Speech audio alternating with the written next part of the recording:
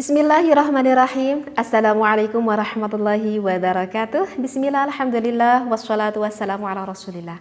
Para jemaah Al-Asran, mungkin untuk hari ini juga, untuk pembahasan kali ini juga, saya ingin menerangkan apa yang ditanyakan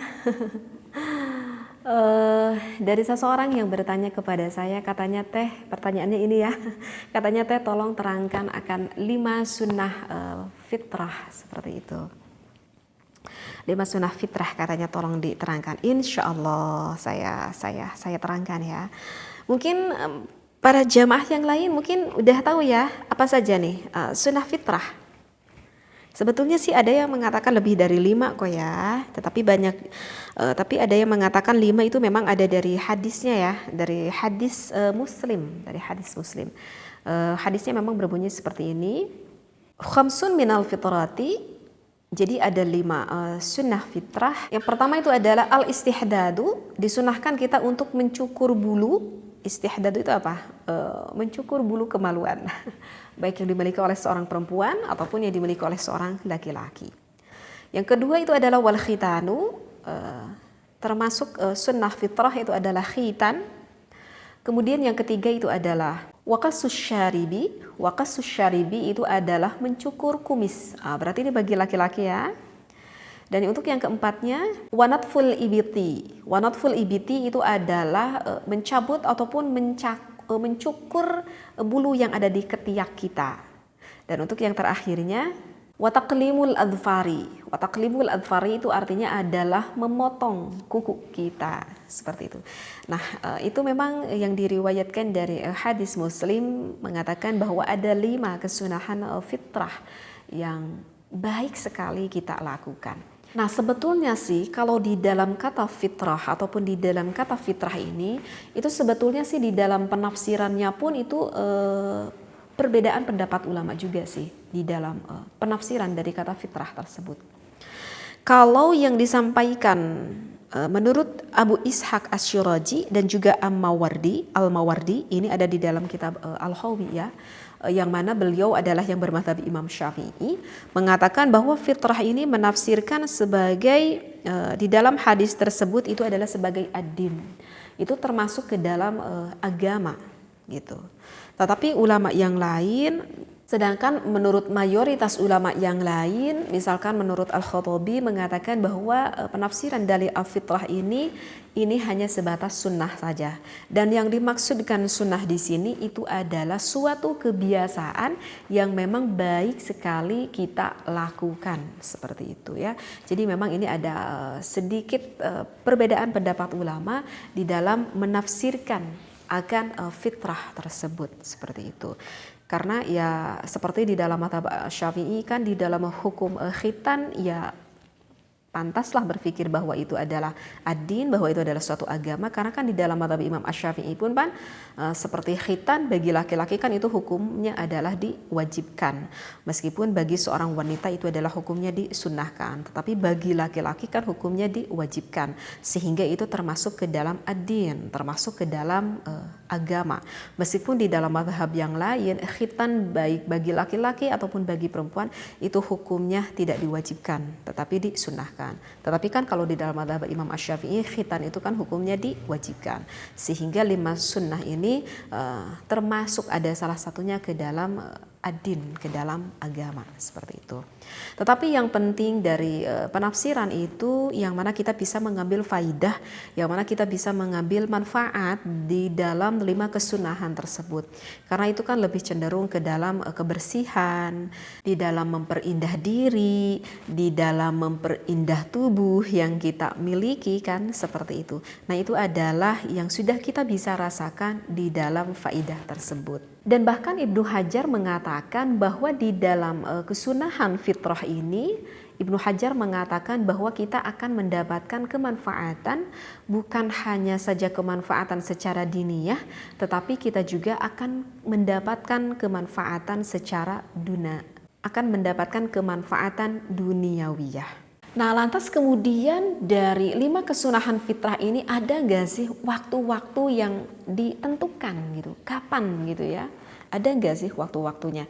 Kalau misalkan di dalam khitan itu memang sih ada anjuran waktu yang ditentukan sebetulnya seperti itu.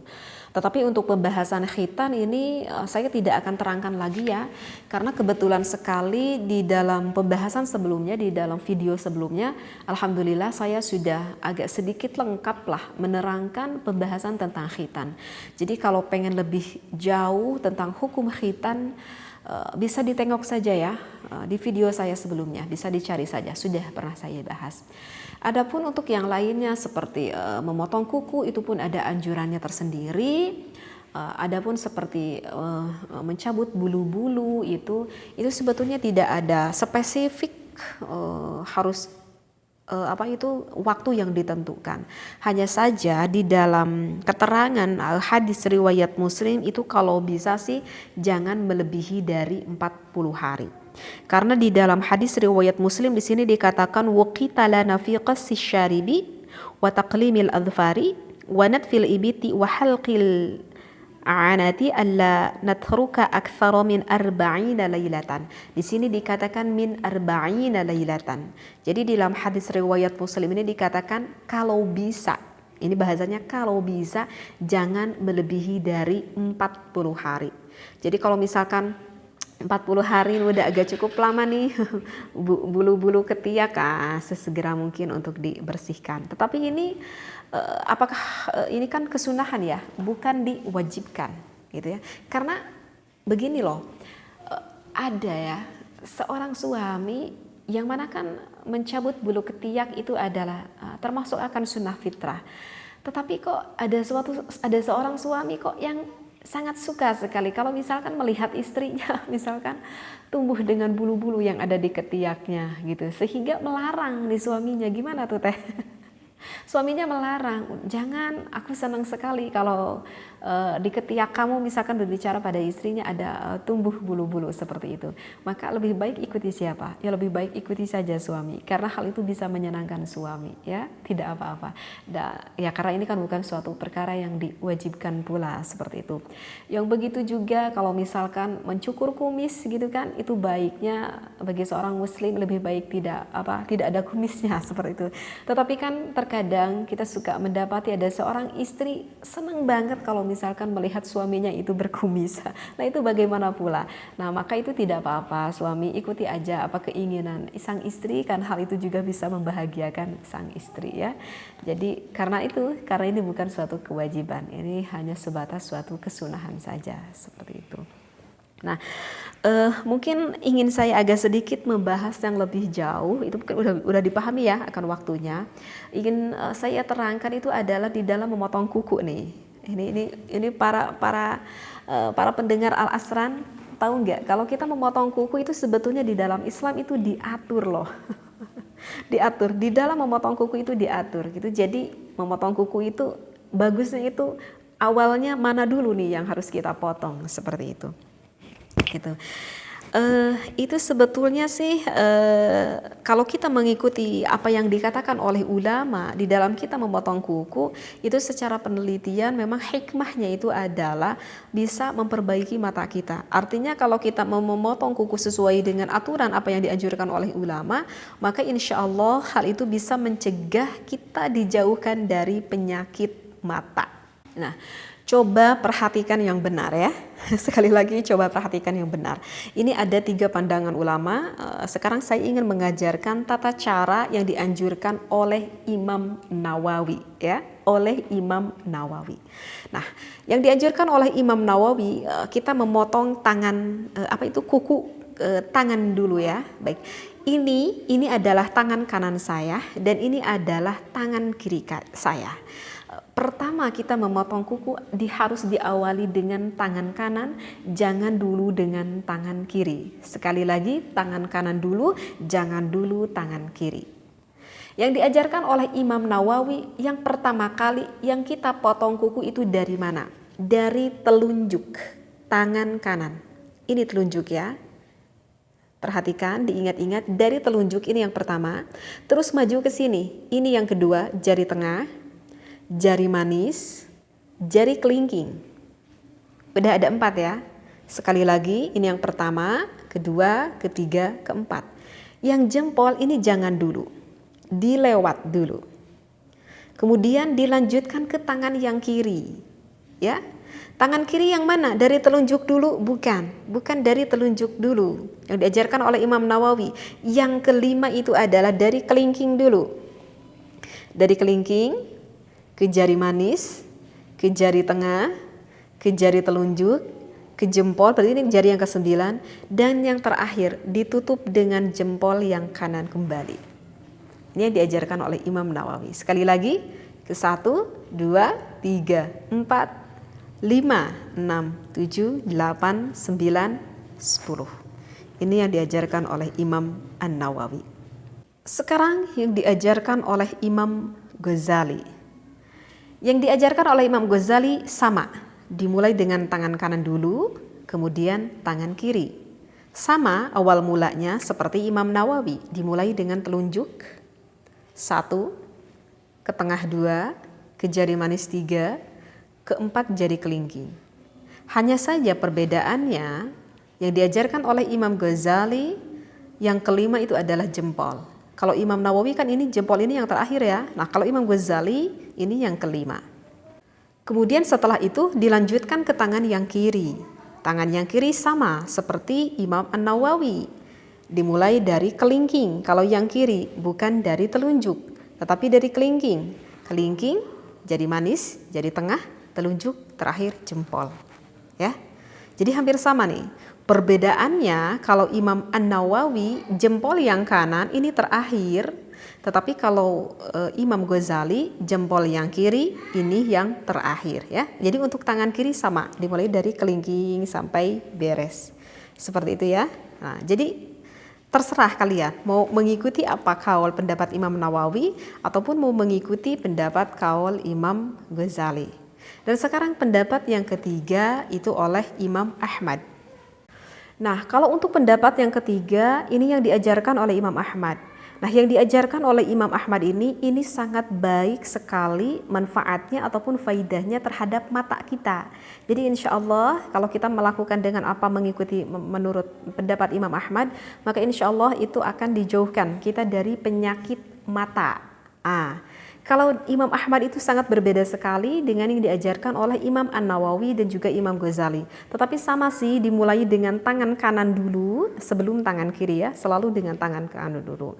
Nah, kalau Imam Nawawi, Imam Ghazali mengajarkan dari telunjuk dulu, Imam Ahmad itu mengajarkan justru dari kelingking dulu. Jadi yang dimulai itu adalah kelingking, ya. Kelingking yang pertama, yang kedua langsung ke jari tengah. Jadi ini dilewat jari manisnya. Ini yang pertama, ini yang kedua jari tengah, yang ketiga itu adalah jempol. Yang ketiga adalah jempol, yang keempat ini jari manis dekat kelingking, yang kelima adalah jari apa ini? Telunjuk, ya. Sekali lagi, kelingking, jari tengah, jempol, ini jari apa? Ini jari apa itu? Jari manis, itu jari manis ya. Ini jari telunjuk. Nah ini udah yang kanan, udah 5 jari. Nah sekarang ke tangan yang kirinya. Kalau tangan yang kanan dimulai dengan kelingking, justru tangan yang kiri dimulai dengan jempol. Ya, ini yang jari ke-6. Ini jari yang ke-7, ini dilewat ya. Ini jari yang ke-7. Ini jari yang ke-8, ini berarti kelingking. Ini jari yang ke-9, dekat jempol, ini jari yang ke-10. Baik. Sekali lagi ya. Takut lupa? 1, 2, 3, 4, 5, 6, 7, 8, 9, 10. Ini adalah yang diajarkan oleh Imam Ahmad dan insya Allah manfaatnya kita akan dijauhkan dari penyakit mata. Seperti itu ya. Nah jadi kita sebetulnya sih boleh mau mengikuti pendapat ulama yang mana. Yang penting kita mengikuti akan anjuran ulama. Tentu itu akan mendapatkan hikmah dan juga manfaatnya. Kalau untuk jari kaki, kalau untuk jari kaki semua pendapat dari ketiga ulama ini pendapatnya itu adalah sama, dimulai dari kaki kanan, kemudian kaki kiri dan dimulainya itu dari kelingking. Ini kalau ini kaki ya, ini kaki jari saya, misalkan ini kaki kanan dulu dimulai dari kelingking ke jari ini ke sini, terus ke jempol, nyambung ke sini. ke jempol yang yang kirinya ke sini sampai ke kelingking ya. Jadi kalau untuk jari kaki mudah ya, dari kelingking ke manis ke tengah ke ini ke sini gitu ya, terus gitu ya. Nah itu untuk 3 pendapat ulama itu sama ya untuk kaki. Jadi berurutan 1 sini sampai ke jari yang ke-10 seperti itu. Seperti itu ya. Karena di sini dikatakan di dalam referensinya man qassa adhafirahu mukhalifan lam yara fi 'ainihi ramadan. Barang siapa yang memotong kuku dengan cara tidak berurutan atau misalkan secara berlawanan, maka kita tidak akan mengalami sakit mata. Hadis ini yang diriwayatkan oleh Ibnu Qadamah, seperti itu. Bahkan ketika kita memotong kuku pun, kalian suka berdoa tidak? Sebetulnya ketika memotong kuku pun itu ada doanya ya, sebetulnya itu ada doanya ketika kita memotong kuku, dan disunahkan itu adalah hari Jumat ya ketika kita memotong kuku ya. Doanya simpel sebetulnya, bismillahi wa billahi wa ala sunnati sayyidina Muhammadin wa ali sayyidina Muhammadin. Itu adalah doa ketika kita memotong kuku. Ini ada di dalam kitab Jauhar yang menyampaikan tentang tata cara adab tata krama ketika kita memotong kuku. Dan kalau bisa memotong kuku itu pelarangannya itu adalah ketika Idul Adha. Jadi ketika Idul Adha lebih baik jangan memotong kuku ya. Dan di dalam kitab Jauhar itu pun diperinci hari apa sih lebih baik kita itu memotong kuku. Nah, ada itu di dalam kitab Jauhar diterangkan. Juga ada di dalam kitab Hasyiah Al-Bajuri juga ada menerangkan tentang bagaimana tata cara kita memotong kuku, hari apa yang baik dan tidak baik. Kalau saya lihat di dalam kitab Hasyiah Al-Bajuri, saya sebutkan aja ya satu persatu ya, tidak baca referensinya ya, yang penting pahamlah. Kalau misalkan kita memotong kuku hari Senin, maka itu disebut suatu keutamaan. Berarti masih dikatakan baik kalau kita memotong kuku pada hari Senin. Tetapi kalau kita memotong kuku pada hari Selasa, maka kita akan mendapatkan keruksakan ataupun mendapatkan kebinasaan. Maka itu kurang baik, lebih baik dihindari pada hari Selasa. Kemudian pada hari Rabu, maka itu dikatakan dikhawatirkan kita menjadi orang yang buruk sekali akhlaknya. Kalau kita memotong kuku pada hari Kamis itu akan mengundang kekayaan, berarti hari Kamis nih. Kalau misalkan pada hari Jumat ini adalah hari yang paling tepat sekali, hari yang paling baik dan dikatakan sunnah, itu dikarenakan akan mendapatkan tambah ilmu dan mempunyai akhlakul karimah yang baik, mempunyai sifat yang sangat santun, seperti itu.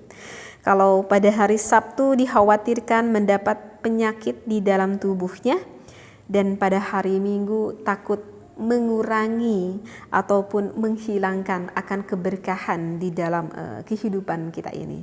Jadi dari 1 minggu itu yang paling utama, paling baik itu adalah hari Jumat dan juga mungkin hari Senin ya, karena hari Senin juga itu termasuk ke dalam keutamaan.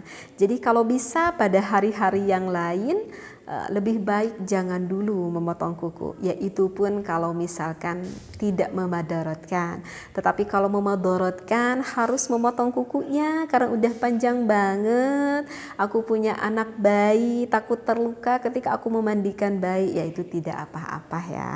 Ini hanya sebatas anjuran dari ulama. Wallahu a'lam, wabillahi taufiq wal hidayah. Wassalamualaikum warahmatullahi wabarakatuh.